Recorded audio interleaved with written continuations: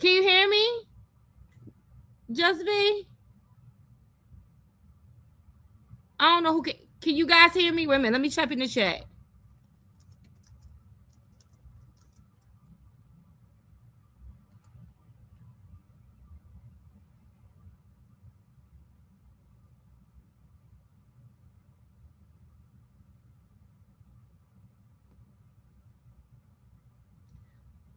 I'm wondering. Can you guys hear anything?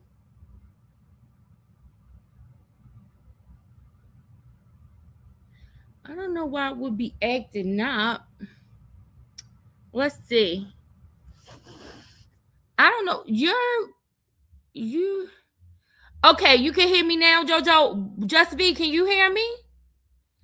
For some reason, your thing has a question, but I don't, it's a question mark box in the corner. I don't know what that is about. But okay, you guys can hear. Hopefully it's not no delay or anything. So okay. So I want to play something because I want y'all to hear something that Tupac was talking about. Okay. Give me 1 second before we get to Choke and his crazy ass. Hold on.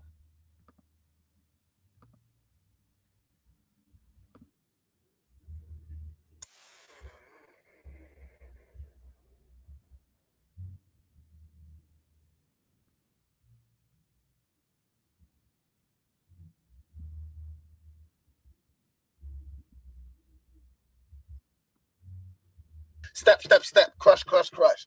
That's how it all is. And it's like nobody ever stopped. Just, I feel like instead of us just being like slavery's bad, slavery's bad, bad whitey, bad whitey. I mean, all right, let's stop that. And everybody's smart enough to know that, we've been slighted and we want ours. And I don't mean by like ours, 40 acres and a mule, because we're past that. But we need help. For us to. Let me go back, y'all. Let me go back because I don't know if y'all can hear that. And when I say this world, I mean it. I don't mean in an ideal sense. I mean in every day, every little thing you do. It's such a gimme, gimme, gimme. Everybody back off. Everybody's like, you taught that from school, everywhere. Big business. If you want to be successful, you want to be like Trump, gimme, gimme, gimme, push, push, push, push, step, step, step, crush, crush, crush.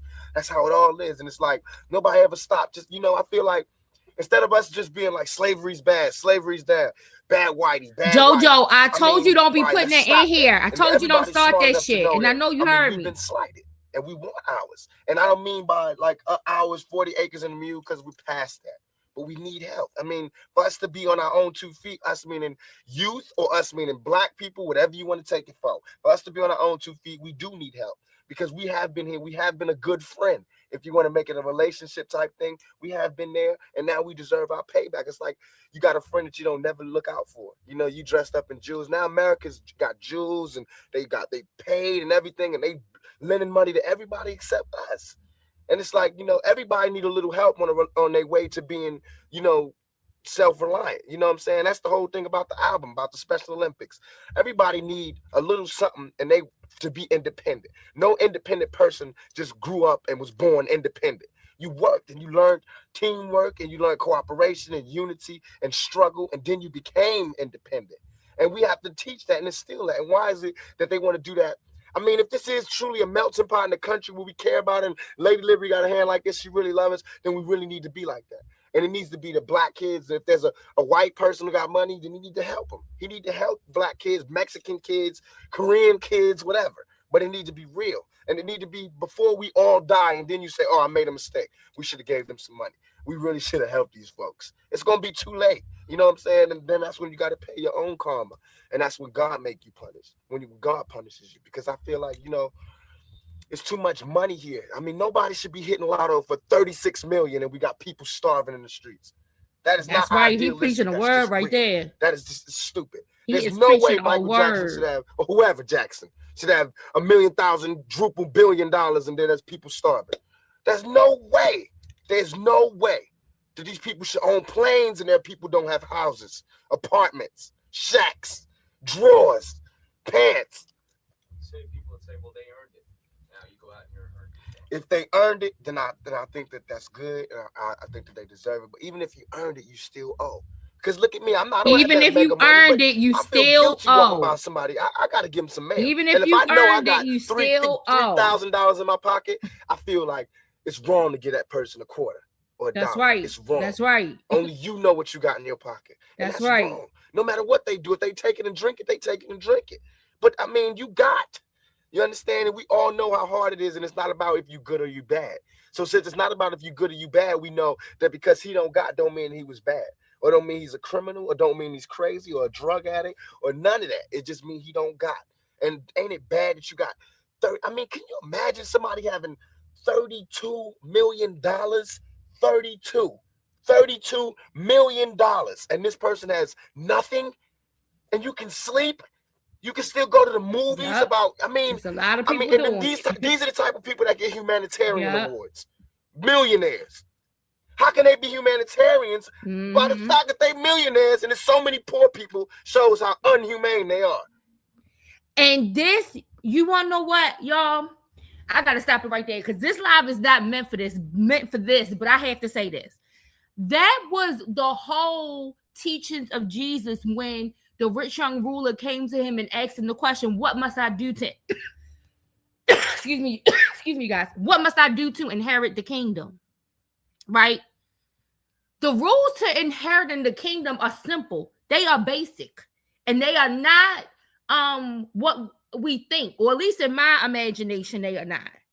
But the rich young ruler, Jesus said to the rich young ruler, sell everything you got to the poor.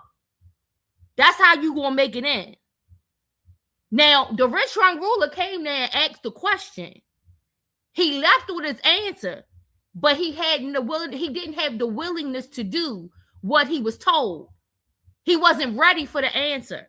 And what Tupac is saying right here, right now, that's what they speak to. You're right, Just Be. Like, you talking about somebody, when you think of the likes of somebody like a Kaepernick, when you think of the likes of somebody like a Tupac Shakur, these people was always looking to the upliftment of their people. This is socialism.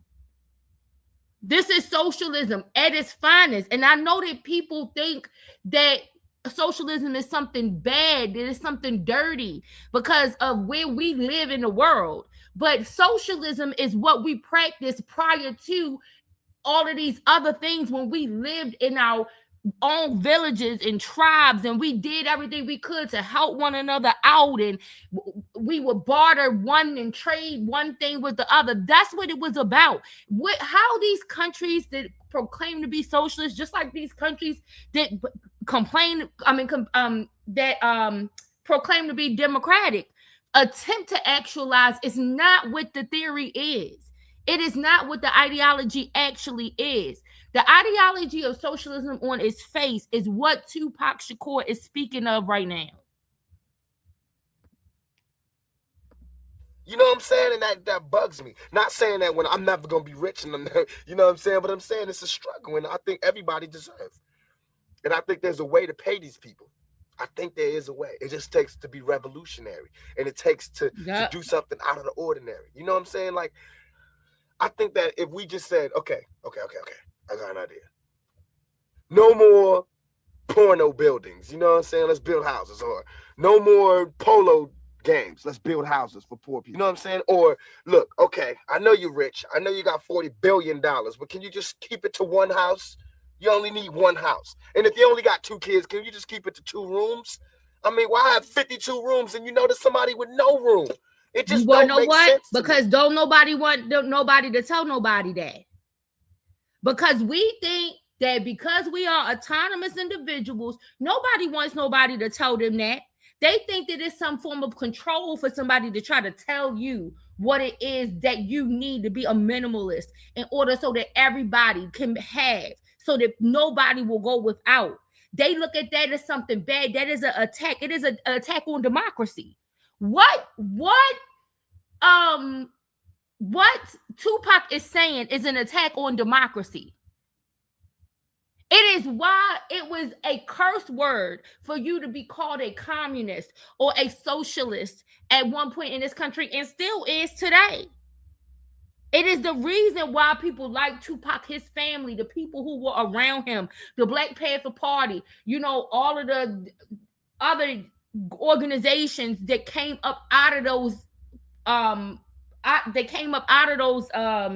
organizations and movements. It is a reason why they were labeled that, because of this kind of thinking. This was dangerous for this country. It don't. And then these people celebrate Christmas. They got big trees, huge trees, all the little trimmings. Everybody got gifts, and it's somebody starving. Yep. And they're having a white Christmas. They're having a Hmm. great Christmas, eggnog and the whole nine. That's not fair to me.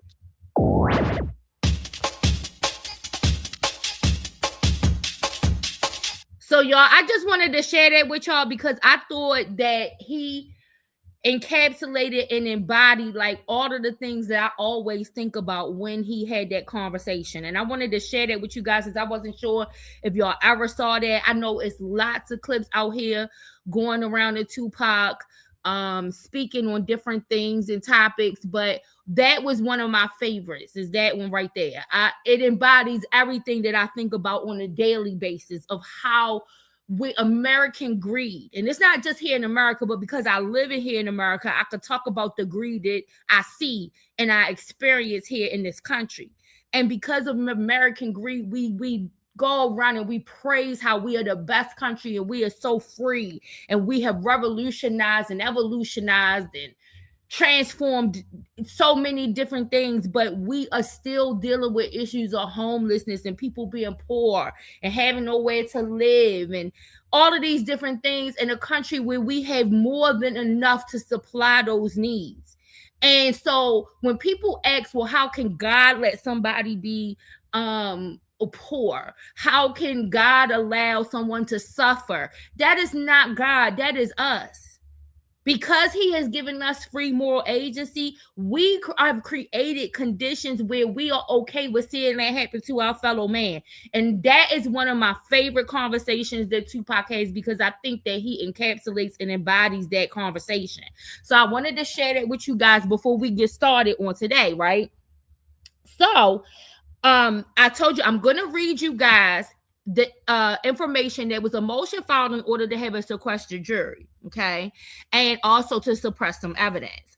And one of the pieces of evidence that they wanted to suppress was the book that Keefe D wrote.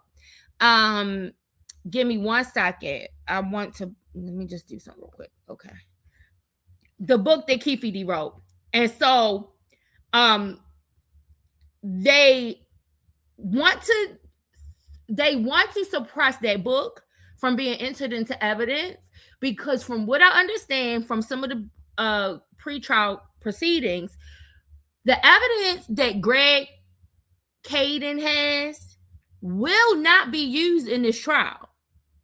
So all of the noise that Keefe D originally was making in regards to Caden having all those boxes and boxes of evidence and stuff that he was holding and waiting for opportunity to use them, according to what I'm understanding from the pretrial information, from the information gathered from the pretrial hearings, that is not Greg Caden's gatherings will not be used in this trial. They will be using lots of other things in order to prove guilt.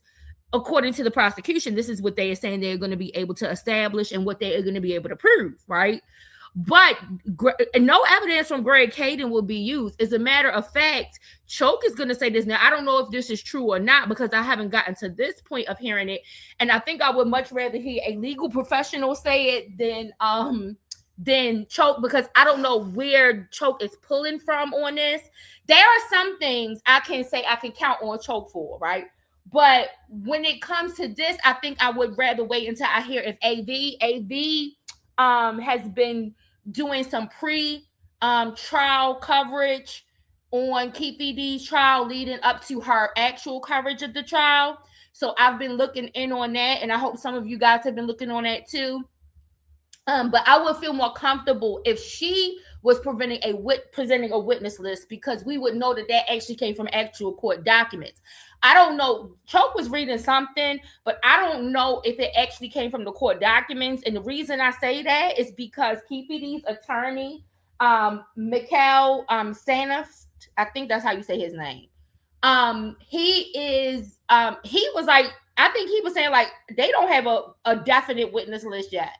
But Choke is so certain that he has this definite witness list and started reading it off to Keefe D's attorney like he knows something more than him. So I don't know where Choke got that list from, but I think that once I hear AV, if she is able to get a hold of a witness list through whatever court documents may be made available, then we will know for sure. But according to the list that Choke read off, Caden is not even on the witness list. So not only is it saying that the evidence that he obtained through proffers with Keefe D will not be used, but that he will not even potentially be called as a witness, according to Del. This is according to Choke. Okay, because I only know where, I don't know where he was reading from when he was reading this witness list, but Caden was not listed on there. You said, is my name on the list? They still haven't returned. Your name wasn't on there either, Just Be. It was not on there, but don't. I told you, just be on standby, girl. Just be on standby. Because if they're not using Caden and what he got from the proffer, then that show enough means that they want eyewitness accounts. And I show enough know that not you and I did. Now I don't like the spotlight. I don't want to be in the spotlight. I'm going to just sit here and I'm going to provide the coverage from the background. But you can definitely take the witness stand.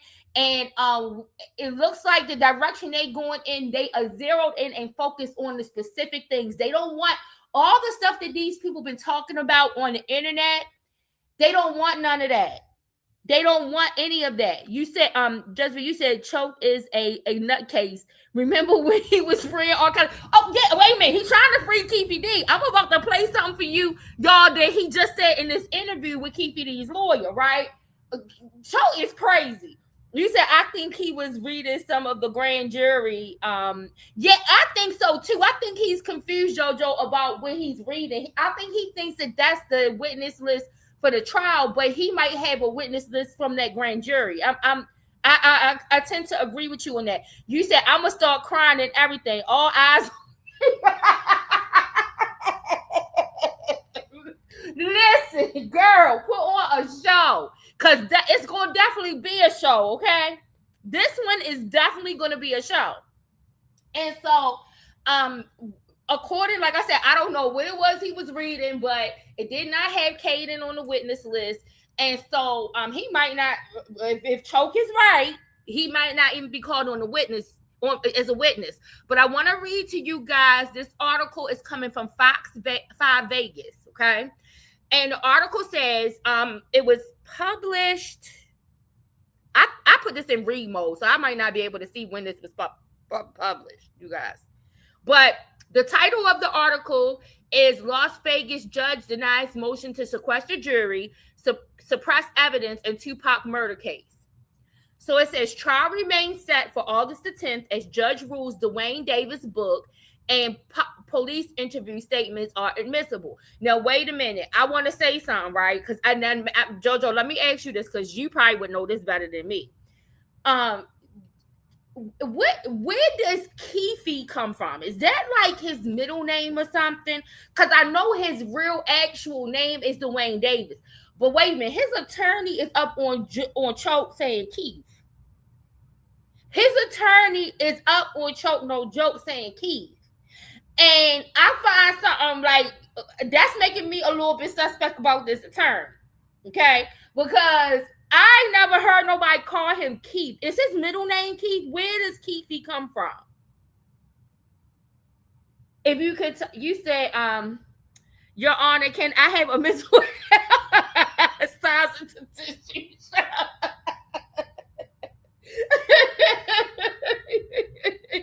Listen, I'm gonna be standing outside. Your clue, you say, okay. Let me see if I can find out.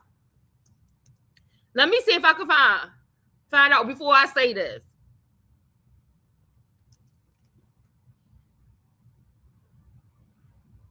Okay, the middle name is Keith. Okay, because I was getting ready to say I knew his name was Dwayne Davis, and I never knew like where Keefe D came from.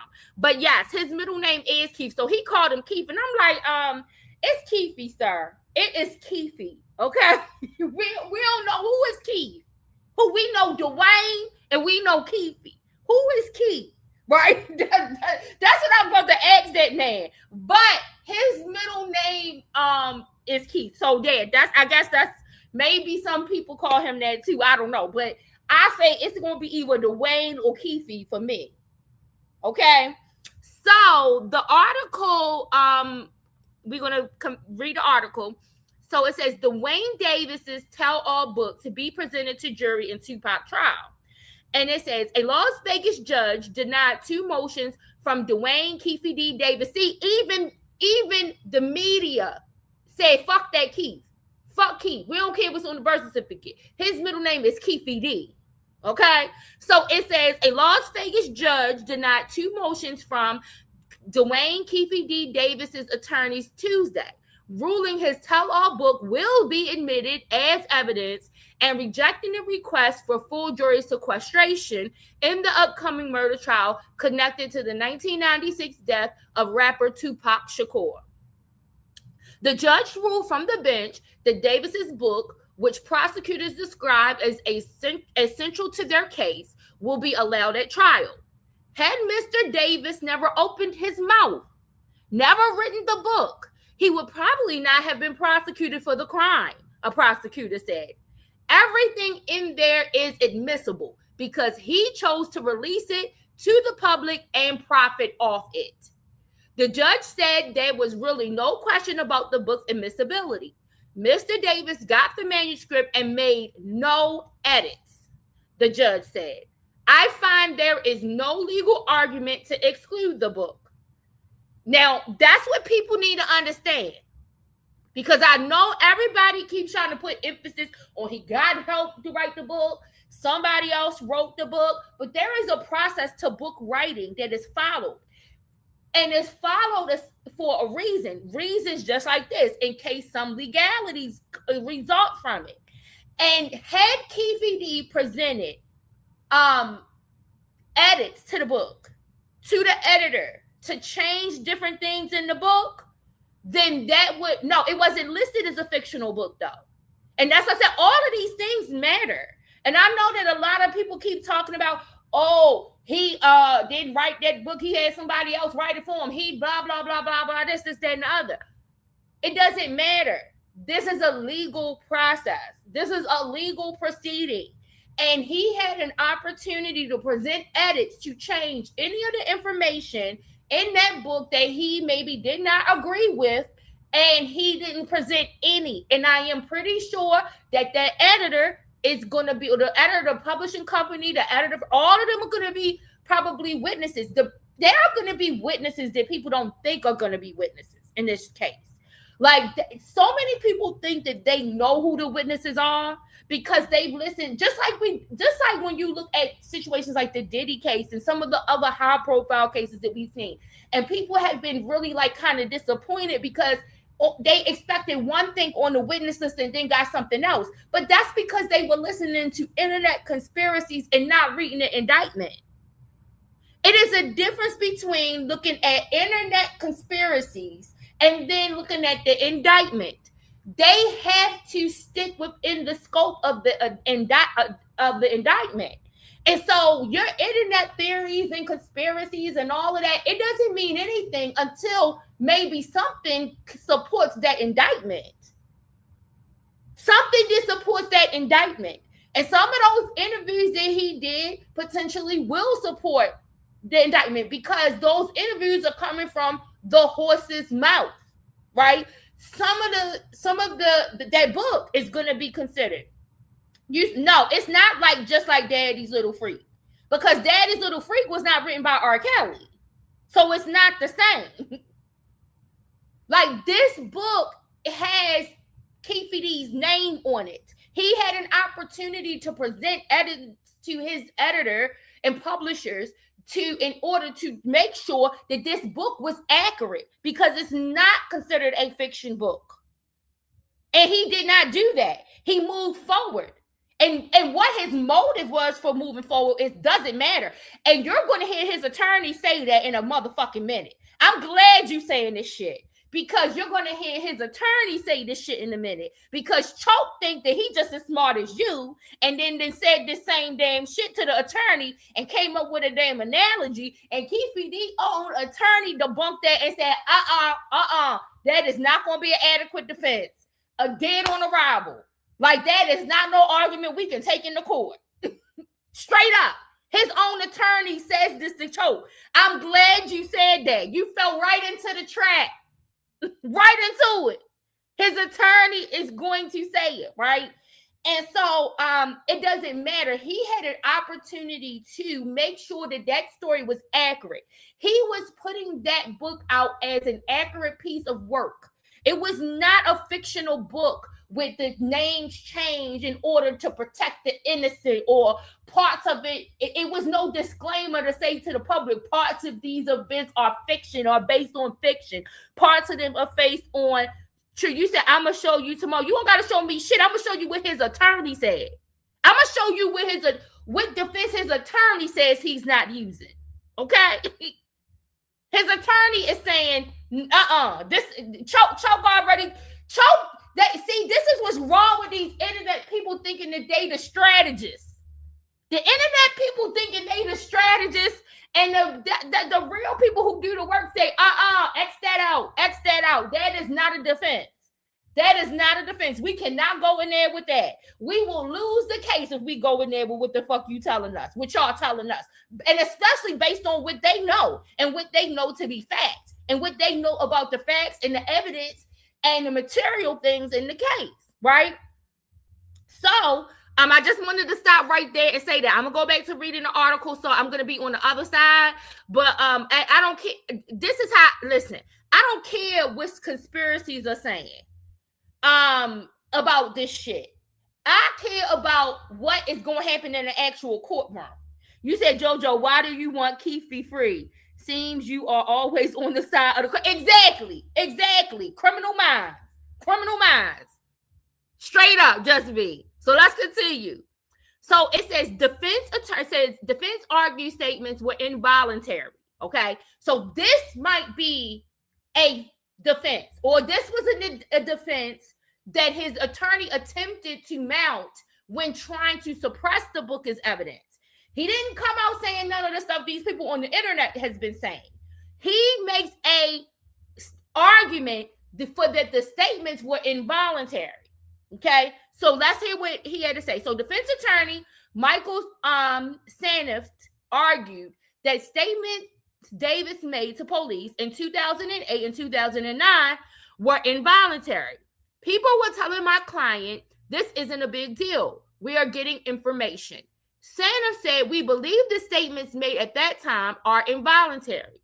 Sanift said Davis was placed in a position where he feared for himself and his family.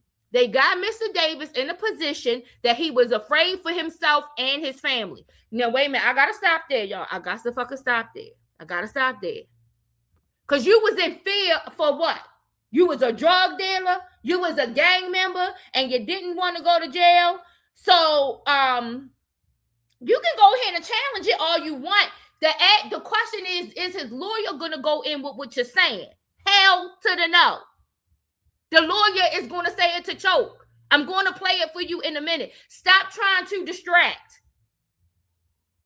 Your argument is null and void because it is not a defense that his attorney is going to go in there with and try to use. None of what y'all saying on this internet. Choke is trying to tell him what he need to go in there and say in opening and closing statements.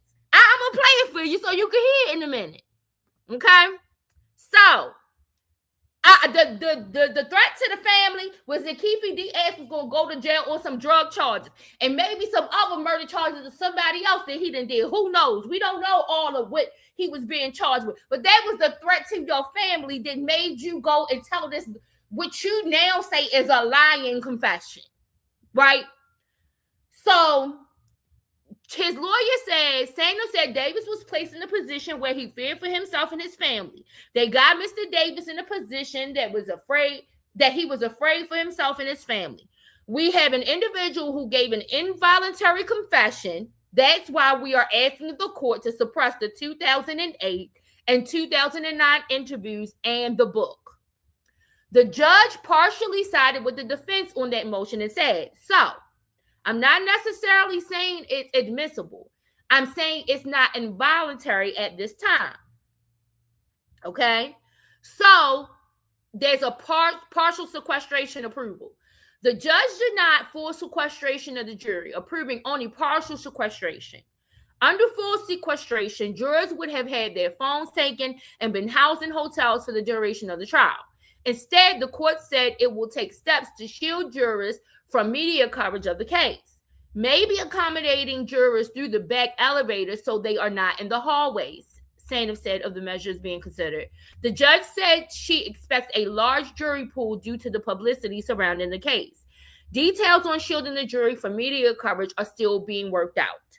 Okay, so gang language and case timeline. The judge also granted the state's request to use gang affiliation language at trial. Shakur was shot and killed in his car near the Las Vegas Strip in 1996. Davis was given immunity in connection with statements he made to police in 2008. Prosecutors said media interviews and his 2019 book later revealed additional details about what he knew regarding the murder. Davis was arrested at his Henderson home in 2023. Since his arrest, Davis has been involved in a jailhouse fight and has gone through 3 attorneys leading up to trial. Defense attorney Sanov said he remains confident heading into the case. I believe in the cause, Sanov said, with regards to the preparation of the case. We are very confident in this case. A final status hearing is set, and they already had that. That was July the 14th, and then trial is scheduled to start on August the 10th. Okay, so that is that article dealing with that.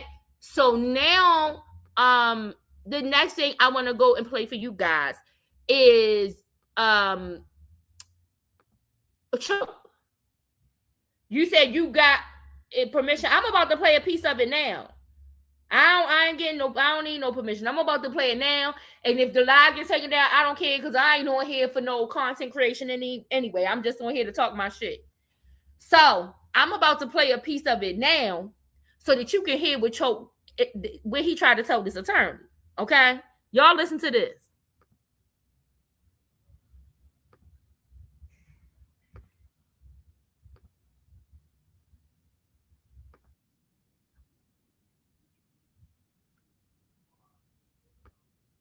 This list right now, they better go and get some more people to try to tell this story, because in all the people that's involved, even down to the detectives and investigators, y'all don't have no car, y'all don't have no DNA, y'all don't have no gun. And you know, I was telling I interviewed Michael Pandula, and I told him there's an R&B singer by the name of Brandy. I'm sure you're probably familiar with her. She went on. Now listen to this, y'all. Please listen to this, because this is what's wrong with these internet people. They think they gonna tell these attorneys who already got all the information and all the stuff on the case. Now he asked very good questions in the beginning and everything. This is a really good interview. The interview is excellent. I'm not taking nothing away from the interview, right? But this is what is wrong with these people on this internet, thinking that they know more than the attorneys. They gonna give them some strategies. They gonna tell them what to do. I ain't even saying that sometimes their ideas might not be good, but this man is telling you he's confident with what they have come with so far. He spent a whole lot of time researching. He talked about the success of his law firm, that most of his law firm is built from what is it called? Ambulance chasers, that kind of clientele. He kind of like stopped doing criminal practice. He doesn't practice criminal law anymore, but he decided to pick this case up. He's let him know that he's been able to dedicate a lot of his time, that people on staff with him have been able to dedicate a lot of their time, that his law firm is very well off, makes lots of money, and he's happy where it is. So he's not wanting for anything. He made them confident that they have the proper researchers and all of the things they need in order to defend Keefe in this case. This is what this attorney has said all the way up until now. But now Trump is about to give him last minute preparation, last minute strategy points in order for him to try to nail this case and nip it in the bud. Listen, He is talking about the singer Brandy. And listen to what he has to say. Oprah, and she told a lie and said that she got married to this guy that she got pregnant with. Right Look at now, the she lawyer. went to Look at the lawyer, Oprah, y'all. which is Oprah in her prime, the biggest platform, where her mother sit there and say that she married this guy. The father sat there and was like, "Yeah, I went to pull my shotgun. I went to get." He lied. The guy lied. Brandy lied. Right. All on Oprah, right? So I say this is as a part of a defense, right? If this R&B singer could go on uh, a major National platform TV. like this, national TV, with the biggest person in talk radio or talk show, right? And tell this lie to save her financial situation, right? Who is Keefy D to not get up there and lie to make money because he see Gray Caden making money off murder rap in this documentary, telling the story about him, and nobody's coming to arrest him, right? For this story that Gray Caden is putting out there, making all this money. BET's making all this. So I'm gonna tell a story too, right? Yeah. Why is it hard to believe that a person like Brandy could get on TV and tell a lie so for her financial gain? And then come back to Oprah and say, "Hey, Oprah, I lied." And Oprah's like, "You lied?" "Yeah, I lied. You know, I felt like it was going to tarnish my image. You know, that I was having this baby out of wedlock. It was going to mess me up. This and So I'm saying, like, if you played that for the defense, for the jury, and showed them somebody as famous as Brandy on TV saying that Listen she to what lied he said, y'all. for Listen to what he financial said. Y'all, listen to what y'all told this man to do. He told this man, yes, just you said the internet geniuses are so funny to me. These are the same people who were asking if they searched the mechanic shop and that's House for Desire. Yes, Sherlock. Exactly. Like, come the hell on. It's one thing that he even gave that analogy. The analogy is so far off. I don't like the way that it did not connect right. It did not land right.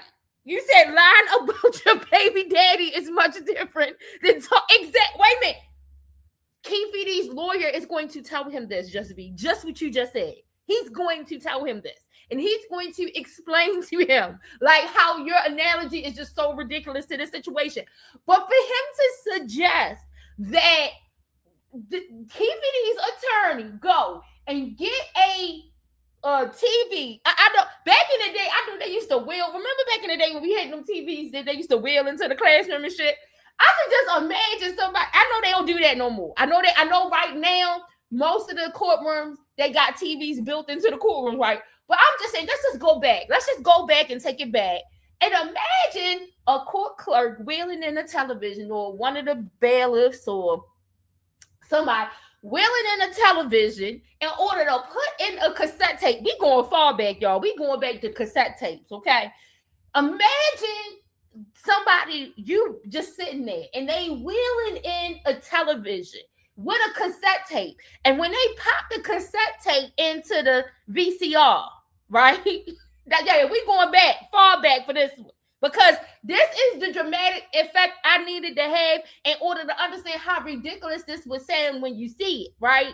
Imagine somebody wheeling in the television on one of them little carts, one of them little black carts, and then they pop in the VCR a tape.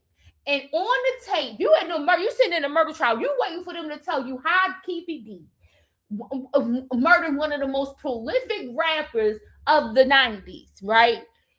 And here you go, waiting to see what's about to be put on the screen. And on that screen, you see a video of Brandy, the singer, and her parents talking to Oprah, lying about whether she was married when she had a baby. You gotta be fucking like, and this is what he wants him to do. He wants him to show this in court. And I can only imagine that if the attorney was like some of the other attorneys out here that we've experienced and some of the cases that we followed and shit, they might would listen to his dumb ass and go in there and do it. And Chuck would be sitting back there and see, that was my idea. I came up, that was me. I told them to do that. This man got good sense. He's not doing that shit. He's not doing that shit. And he's about to tell you why he's not doing that shit. You said that man is calculating how much he owes in law school loans and exactly how he ended up on a level. Exactly. Exactly, just me. Oh my God. Wait a minute. Listen to what he about to tell his ass. Game. And then show her go back on Oprah and tell her the truth. And she's sitting there with her mother, father, and the boyfriend, and they all tell Oprah this lie together. He is saying something. You tell me a jury's not going to believe that Keefe D could be lying when somebody just as famous as Brandy could go up there and tell that lie? I think the danger to your analysis is that marrying someone or allegedly marrying someone versus killing someone or being involved in the murder of someone are two different things. I think our public and our people as a whole would look at one and go, nah, who cares? And the other one like, ugh, like that's not good. Like, why would someone say something about that? Yeah. And my argument to that would be, which one is more realistic? That somebody will go out here and run around and talk about they killed? Which one is more realistic? Does he think it's more realistic for somebody to go? Like, who are your friends? First of all, any of my friends that I might know something about them committing murder. I don't know shit. But if they did commit, they're not going out here and telling nobody they did no shit like that. Okay? They're not telling anyone they did no shit like that. They're not putting it in a book. They're not putting it on the sidewalk. They're not going online and telling people. They're not going online with the jury on or anything they got from the scene of the crime. They're not broadcasting a murder that they committed, especially not a murder of someone as so prolific and profound as Tupac Shakur. They're not doing that. Like, look at your eyes, y'all. I stopped it at the right time, y'all. Look at his eyes. Look at your eyes where I stopped it at. Nobody is going to do that. He just asked them who sounds more realistic, which one sounds more realistic. Sir, it sounds more realistic that girls lie about being married because they don't want to be shamed and embarrassed and slut-shamed for saying that they were having sex out of wedlock. That's what sounds more realistic. It is unrealistic to think that someone is going to be taking credit for a murder that they did not commit. That's not realistic, sir. That is not realistic. I could not. Oh my God! He should have left it when the attorney gave the explanation of why I ditched that idea. We can't use that. Start from scratch. Come with something else. I done brought my ass up here in this interview, so if you give me a good idea, I might try to infuse a little bit of it just to, give you a shout out during trial. But no, this one's not going to work. This idea right here is not going to work. We got to scratch it. We got to start from scratch, okay? He should have just stopped. No, Cho couldn't stop there. He couldn't stop with the mushroom belt. He had to go further, okay? He had to go further in this and try to convince this man that he's saying something. And the question he has the nerve to ask this man, which one sounds more realistic? A person lying about being married and pregnant, or a person lying about committing a murder to make some money? Child, Lord have mercy. Somebody will go around and lie and say they got married because they got married out of wedlock. I mean, they had a baby out of wedlock. It's more likely for any guy in the streets to know that ain't no street guy running around the world talking about, yo, I killed somebody, especially the most famous rapper in the world at the time. You're absolutely right. And I think that's the problem that you start getting into your common sense. The idea is like, okay, let's be reasonable people here. Let's not think crazy. Let's just think as normal human beings, normal Americans. And you start putting that together. You start thinking in your mind, like, how does this make sense? How is this common sense? That's right. And that's the problem, I think, on some level, when the Clark County District Attorney's Office decides, hey, we're going to charge this case. How? Like, I mean, even with after the grand jury stuff, like, how do you sit there and go, that's it? That's all you got? The book? And y'all, he still tried to find a way to let Choke down a little bit easy. He tried to find a way to let Choke down a little bit easy and say, I'm like, yeah, like, because this is the thing. You're right. With Gangsta does go out and broadcast that. A dumb one who thinks that he has immunity, who's watched all of these other people. See, this man, and see, this is sometimes what is wrong. This is what is sometimes what is wrong with representation outside of our community. Because a lot of times, and just be, I think we were talking about this the other day about something else. A lot of times, people outside of our community, they don't understand our language. They don't understand our culture. Do you know how many people you have seen go on Vlad admitting to crimes? Like, I'm sure maybe this attorney, maybe he doesn't know who Vlad is. Maybe he's just finding out who Vlad is through this Keefe D trial. He can't even bring himself to say Keefe. He's calling him Keith. So there is clearly a cultural language barrier, some cultural knowledge that this man may not have, but there are tons and tons and tons of rappers going on because they think that they will not be punished for their crimes, for whatever those reasons are. Whether it is a reason that they believe that they had some type of immunity. You guys remember when Keefe D first got arrested and Vlad had Boosie talking about it? And Boosie was like, I don't understand how they think they're going to do that. They're going to use that against him when he had an immunity agreement. And Vlad explained that no, he didn't have an immunity agreement. He had a proffer, a queen for the day agreement. And he operated and functioned and told the story outside of that day. And this is how he's in this situation that he's in now. When Vlad explained that to Boosie, I gotta see if I can find that interview, y'all. But when Vlad explained that to Boosie, y'all, the look on Boosie's face was like, well, blow me the fuck down. Well, blow me the fuck down. I gotta take JoJo's, blow me the fuck down, okay? Like, are you serious? Like, because that means the look on Boosie's face said, I think I might not have an immunity. I thought it was immunity, but maybe I had a proffer agreement. That was the look Boosie had on his face when Vlad turned the lights on and said, hey, stop, He didn't have an immunity agreement. It was a proffer.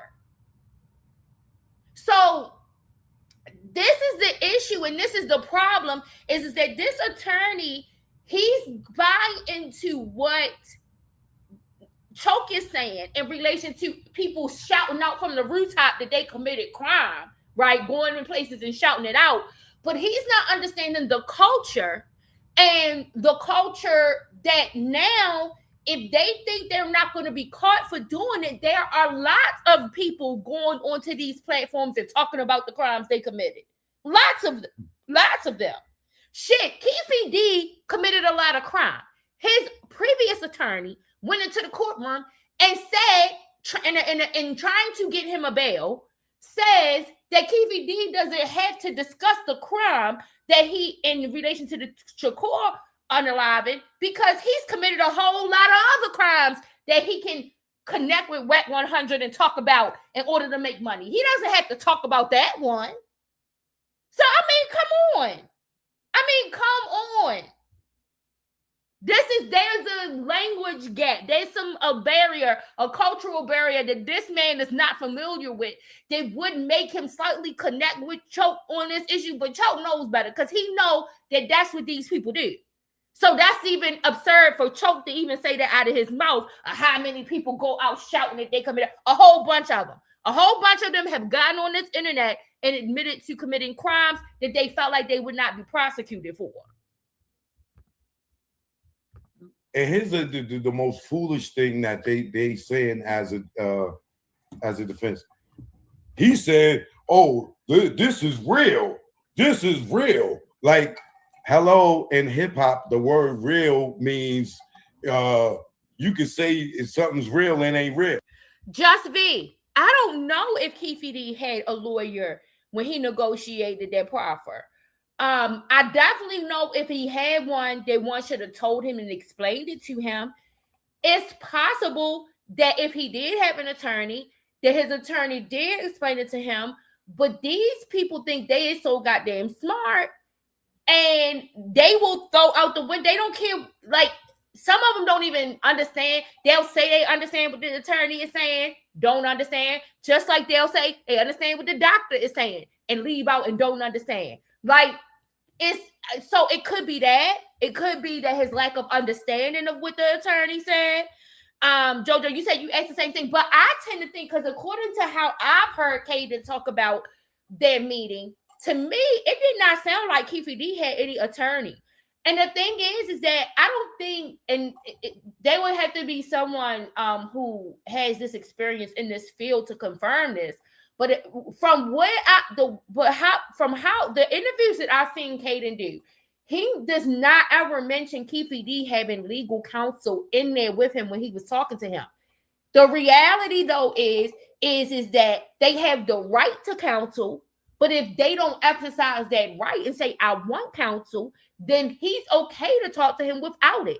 And he's okay to negotiate whatever terms without it. So I don't know. I mean, to my understanding, that's how I would answer the question. But I could be wrong. But if Keefe D did not do anything in order to say, hey, I need to have an attorney before I sit down here with you and agree to this proffer agreement, and Keefe D went into this on his own, and from the interviews I've seen of Greg Kaden, I don't ever hear any mention of legal counsel being with Keefe D. Now, JoJo probably has listened to more of the interviews than me. There are probably other people out here who have listened to more of the interviews than me. But from the interviews that I have heard, the times I've heard Kaden speak, I have never heard him say that. And I have never heard Keefe say that. I have never heard Keefe say that when he sat down with Kaden, that he had a lawyer with him. And that's probably part of the problem now. And from what we said with Boosie, and that's why I meant, well, that's not the only reason why I mentioned Boosie. I mentioned him because of that encounter with Vlad. But look at how we're seeing Boosie handle this thing with trying to get his money back for the money that he paid on that thing. These are guys that try to go and do shit on their own instead of getting the right representation. You said you don't think he had. Yeah, I don't think so either. Not from nothing I've heard. I have not heard anything from either side, whether it was Kaden or Keefe, to suggest that an attorney was involved in this conversation between the two of them.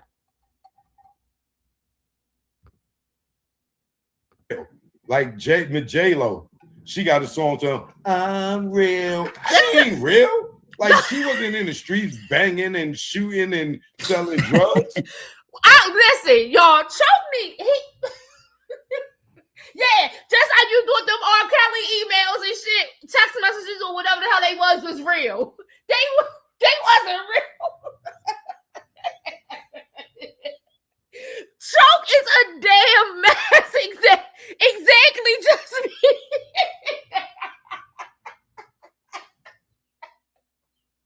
And then, look, when we can't get the interview, then we wonder why.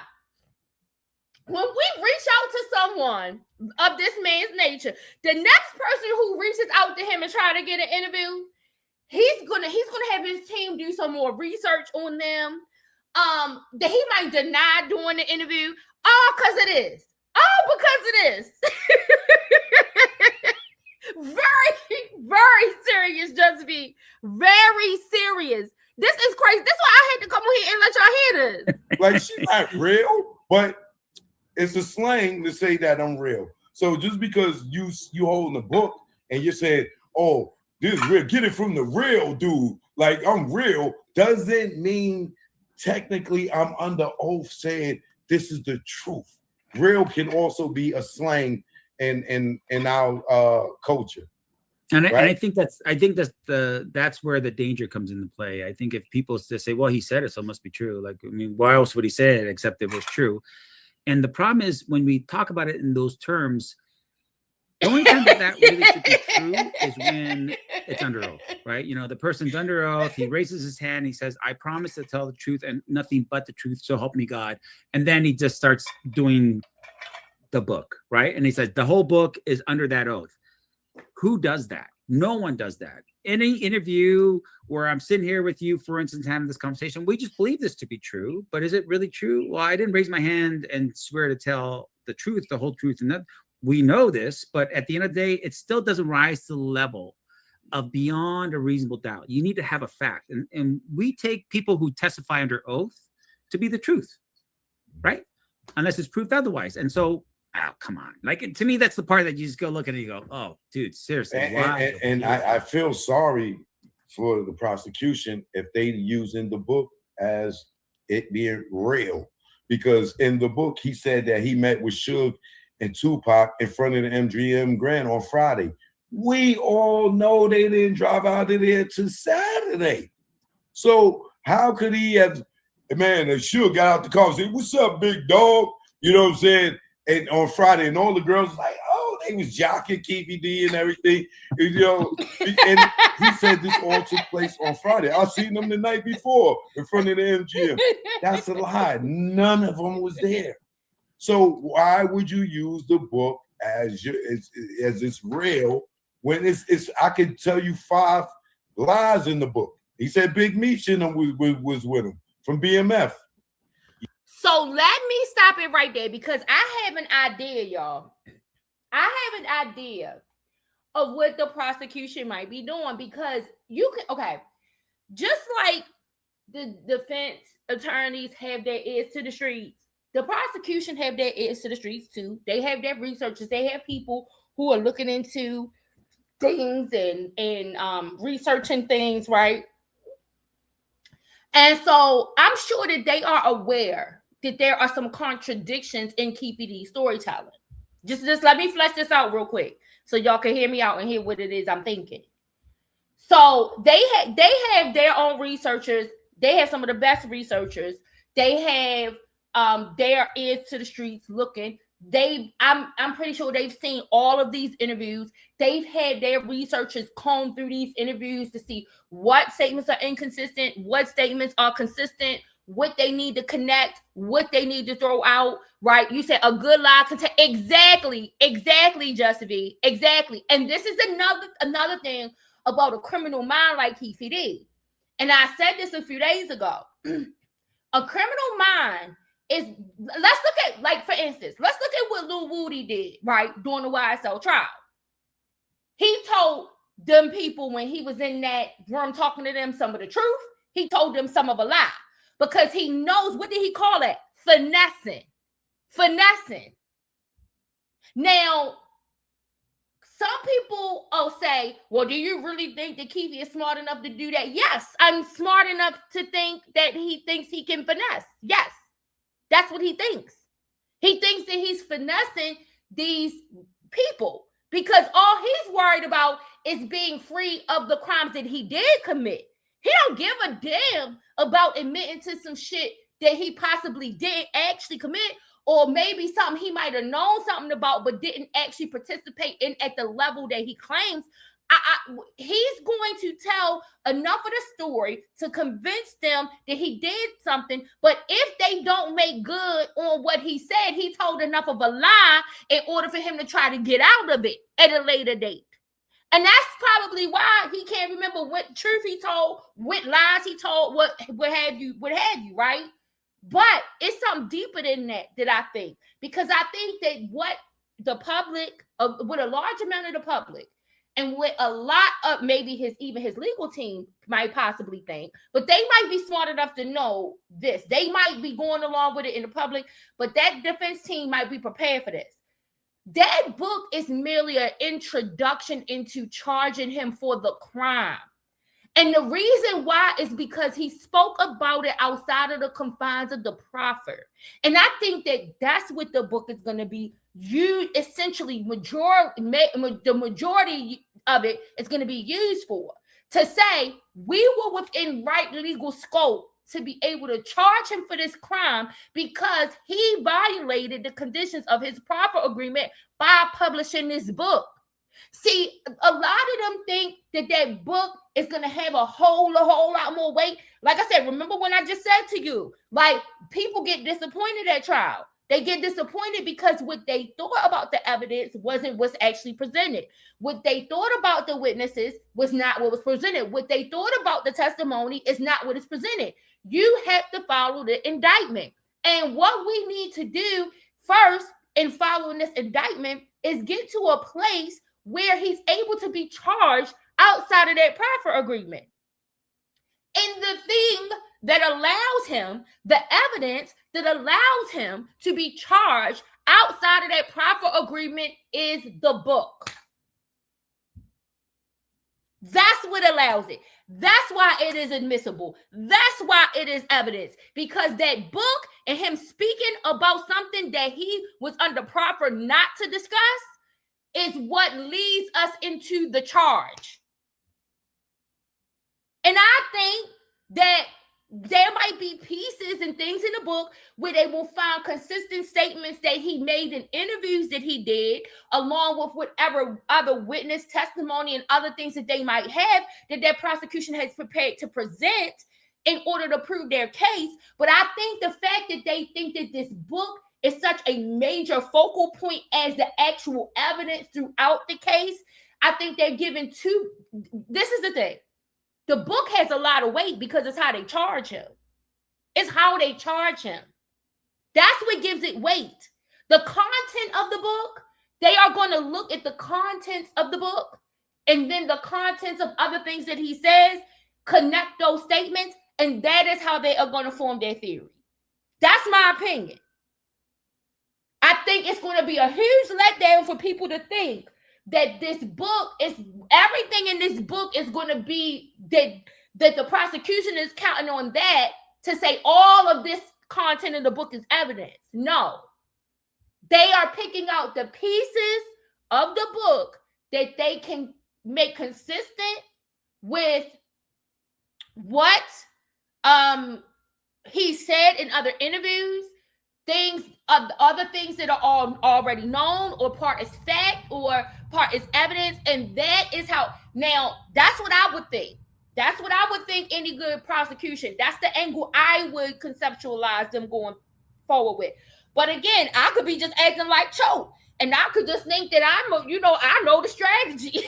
I might be one of them YouTube people coming up with what I think is a strategy in order for them to go at it. But I think I might have a little better handle on it than what Choke's analogy did.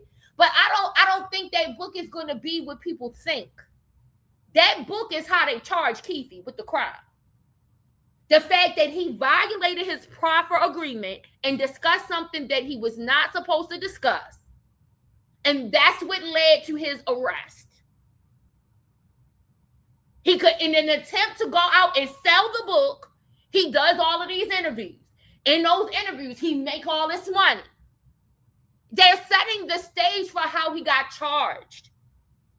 You said, what other evidence do y'all think they had? I don't know.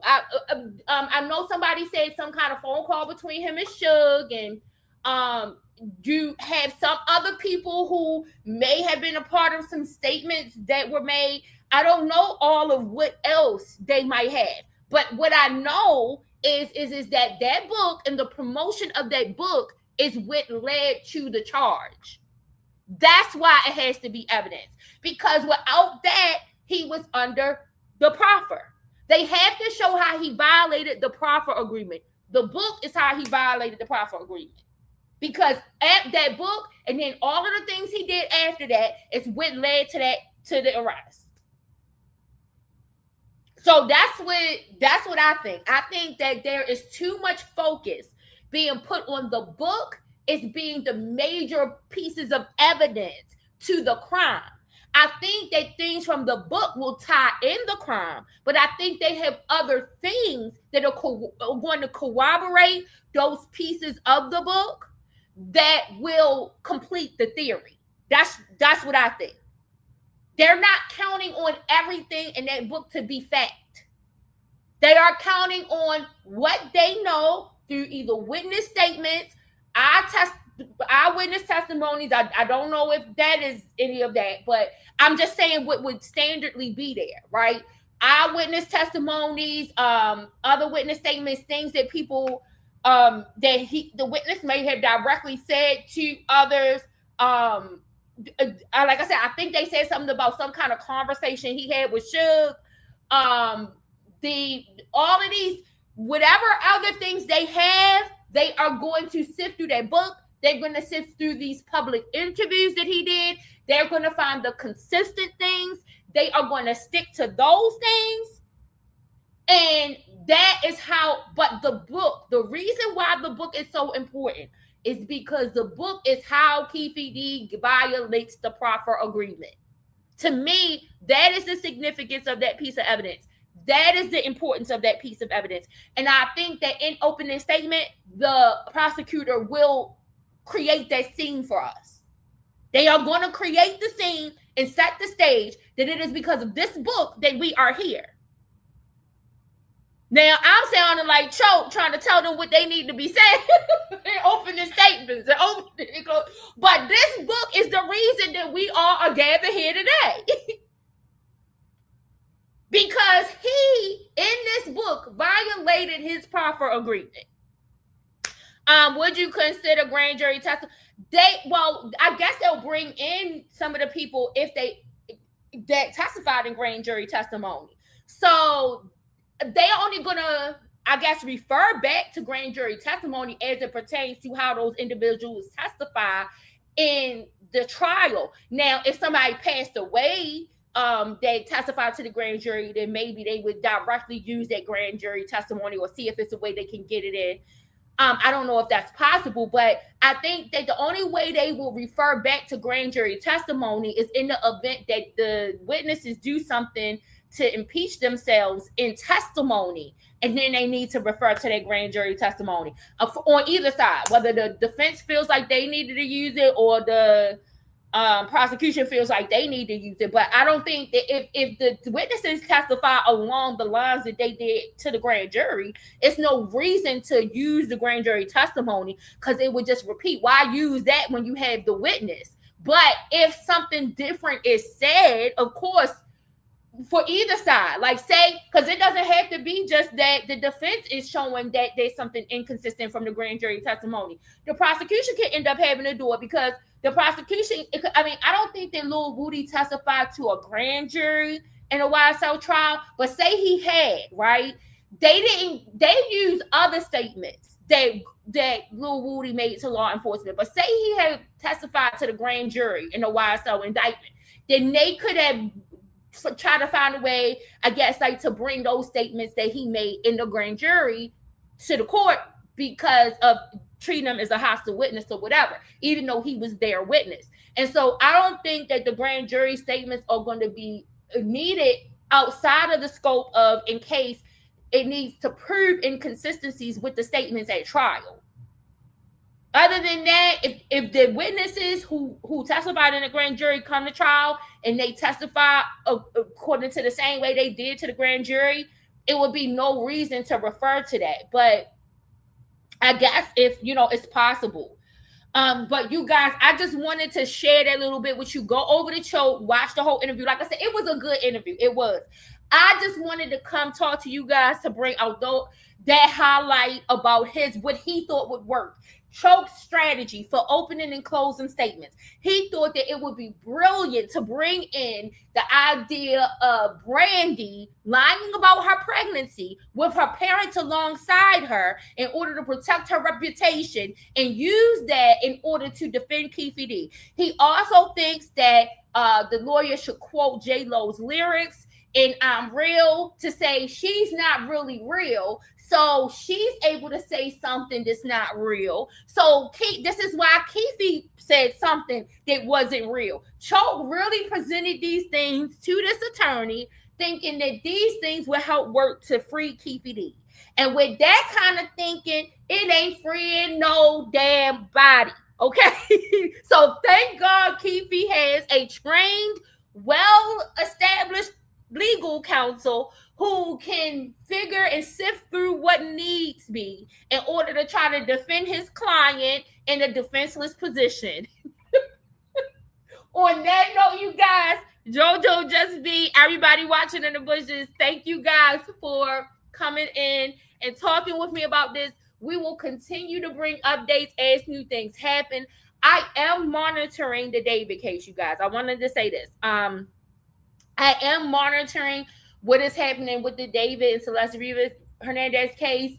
I have not come and said anything because a lot of the things that are coming out are things that we already knew through either the statement of the prosecution in the beginning of at the time of the arrest, things that were discussed online, social media prior to the arrest. And so that's what a lot of the testimony has been. We got to remember, this is not the trial. This is the preliminary hearing. And so a lot of what I've heard through the recaps for the day have been things that we are already aware of. They may be discussed in a more graphic nature because some evidence is being presented to just show like details of things. Like Armand, I know, talked about the body and them showing a video and the shock that the courtroom had when the on the video the body bag was open and then they showed the garbage bag that had the other parts in it, like stuff like that. It's the details of what we already know are a little bit more graphic, but outside of that, what is being presented right now as far as my hearing is kind of that. And so I wanted to wait until maybe somebody can kind of get a hold of the transcripts actually, so that we can kind of like maybe take a listen to those and have a conversation about the preliminary hearing. But for right now, I know down the Rabbit Hole News, she's coordinating with the clerk to try to get the transcripts. So I think once we have those, I might feel a little bit more better and comfortable in us having a conversation about that.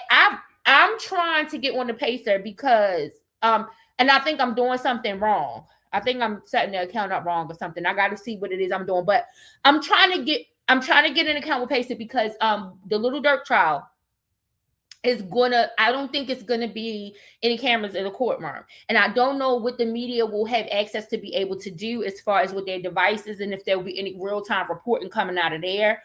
And so I was gonna try to get Pacer so that I could try to see if we could get that information and then go over that at the end of every day. I know that from what I've been watching, Sylvia is going to be attending a little. Well, okay, I don't know if she's going to be physically attending because I don't watch Sylvia every day, but I watch her here and there. I did hear her mention and say she's going to be in attendance, and I assumed she was going to be in attendance because Brian Steele is on the case. So she is going to be either physically in attendance, or I don't know whether or not from what I heard, there's going to be no cameras in the court. So I was assumed that she's going to be in physical attendance because she will not be able to stream to cover the trial. So I'm assuming, according to what she said, she's going to be in physical attendance at the trial for Little Dirk. So we know what that means, y'all. And on that note, I love y'all. Y'all have a good night, and I will be back to talk to you guys soon.